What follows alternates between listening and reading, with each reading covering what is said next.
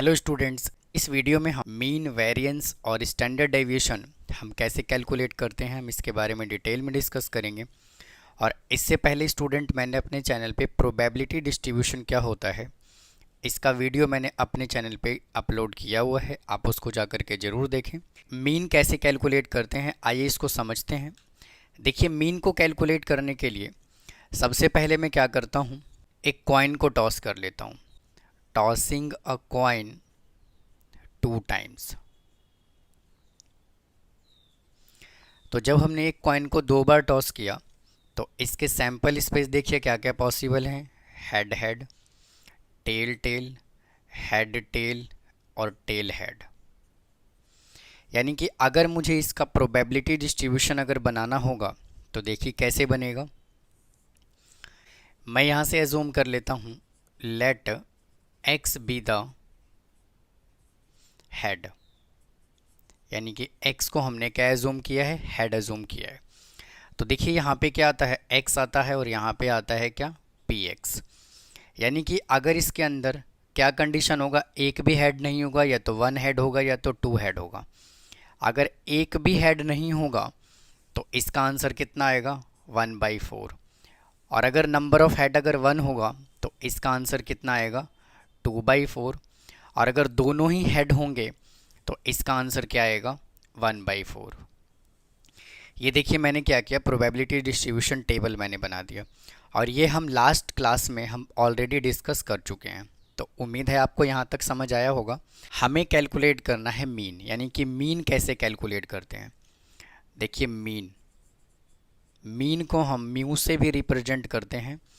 अगर मुझे probability distribution का मीन कैलकुलेट करना होगा तो मैं देखिए क्या करूँगा, 0 को 1/4 से मल्टीप्लाई कर दूंगा। 0 इंटू 1/4 प्लस 1 को मल्टीप्लाई करेंगे 2/4 से, 1 इंटू 2/4 प्लस 2 इंटू 1/4। यानी कि मीन कैलकुलेट करने के लिए क्या होता है, इसको इससे मल्टीप्लाई कर दीजिए, इसको इससे मल्टीप्लाई कर दीजिए, इसको इससे मल्टीप्लाई कर दीजिए और इन सभी को क्या कर दीजिए, ऐड। तो यहाँ से कितना आ जाएगा, 0 प्लस 1/2 प्लस इसको कैंसिल करेंगे तो आ जाएगा 2। 1/2 इज इक्वल टू 2/2, 2 से 2 कैंसिल हो गया, आंसर कितना आ गया, 1। यानी कि मीन का आंसर कितना आ गया, 1। तो देखिए मीन हम किसी भी प्रोबेबिलिटी डिस्ट्रीब्यूशन का हम ऐसे कैलकुलेट करते हैं।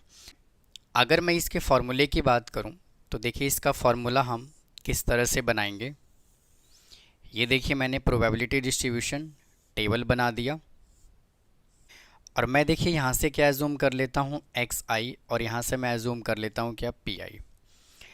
तो xi में देखिए मैं क्या लिख रहा हूँ, यहाँ से x1, x2, x3, x4 से लेकर के कहाँ तक, xn तक।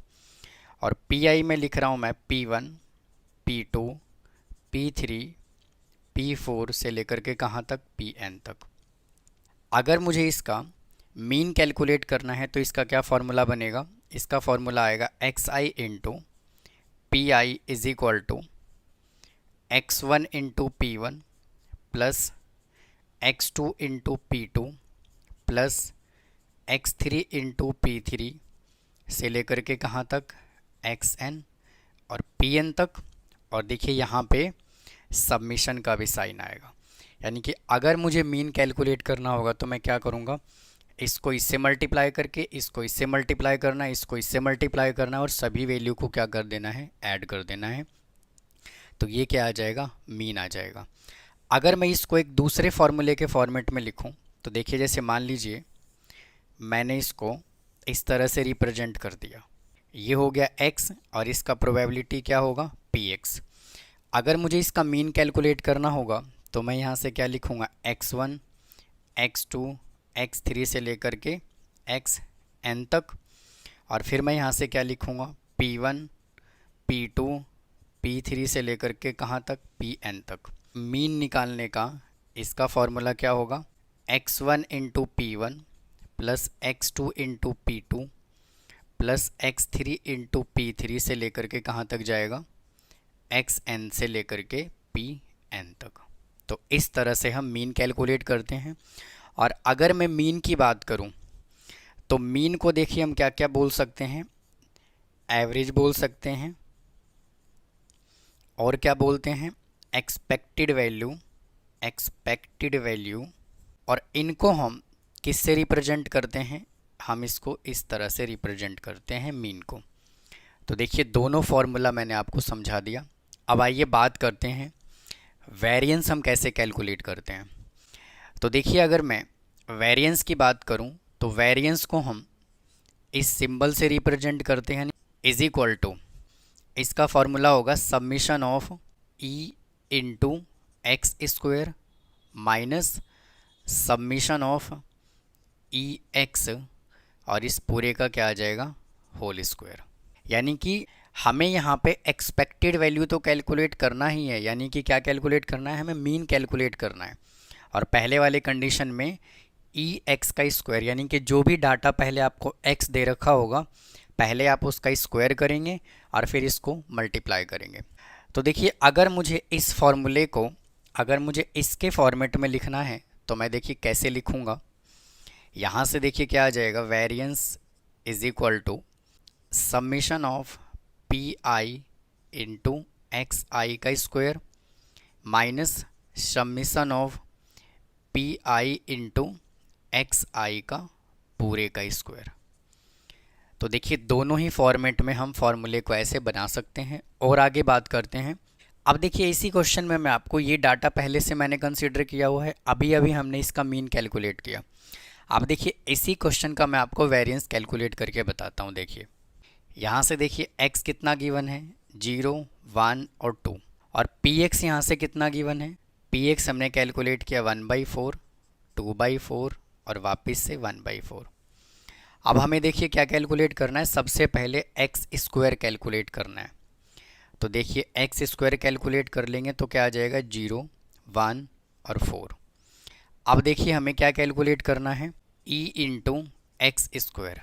अब देखिए क्या करेंगे, इसको हम इससे मल्टीप्लाई करेंगे तो यहाँ से क्या आ जाएगा, 0, इसको इससे मल्टीप्लाई करेंगे तो आ जाएगा 2/4, और इसको इससे मल्टीप्लाई करेंगे तो कितना आ जाएगा, 1। अब देखिए हमें क्या करना है, इन सबको ऐड कर लेना है। तो 2/4 + 1, यानी कि ये देखिए 2/4, इसको सॉल्व करेंगे तो कितना आ जाएगा, 1/2, यानी 1/2 + 1 कितना हो जाएगा, 3/2। तो इसका आंसर कितना आ गया, 3/2। और ये क्या आया है, submission of E into x square. अब देखिए submission of E x square हमने ये कैलकुलेट किया, और मीन देखिए हमने पहले से कैलकुलेट करके इसमें रखा हुआ है क्या, 1। तो इसमें मैं क्या करता हूँ, वैल्यू पुट कर देता हूँ। तो वेरिएंस का स्क्वायर इज इक्वल टू, ये देखिए हमने कितना कैलकुलेट किया, 3/2 माइनस, और देखिए मीन हमने कितना कैलकुलेट किया, 1। तो यहाँ से कितना आ जाएगा, 1 का square. Variance is equal to 3/2 minus 1। तो वेरिएंस यहाँ से 2 आ जाएगा एलसीएम, 3 - 2 इज इक्वल टू कितना आ गया, 1/2। तो इस तरह से हम वेरिएंस कैलकुलेट करते हैं। अब देखिए बात करते हैं स्टैंडर्ड डेविएशन की। स्टैंडर्ड डेविएशन, तो देखिए स्टैंडर्ड डेविएशन का क्या फार्मूला होगा। तो सबसे पहले मैं देखिए वेरिएंस का फार्मूला यहाँ पे लिख देता हूँ, क्या, submission of E x square minus summation of E x का होल स्क्वायर। मतलब कहने का ये है कि ये वाला जो स्क्वायर है ये इस तरफ आ जाएगा, यानी कि मैं इसको कैसे लिख सकता हूँ, मैं इसको इस तरह से लिख सकता हूँ, submission of E x square minus summation of E x का होल स्क्वायर। तो ये देखिए क्या बन जाएगा, स्टैंडर्ड डेविएशन बन जाएगा। यानी कहने का मतलब ये है कि अगर आप वेरिएंस के ऊपर अगर आप रूट लगा देते हैं तो वो क्या बन जाता है, स्टैंडर्ड डेविएशन। तो उम्मीद है आपको ये समझ आया होगा। तो ये था स्टूडेंट, मीन, वेरिएंस और स्टैंडर्ड डेविएशन हम प्रोबेबिलिटी डिस्ट्रीब्यूशन का कैसे कैलकुलेट करते हैं। उम्मीद है आपको इसका इंट्रोडक्शन पार्ट समझ आया होगा।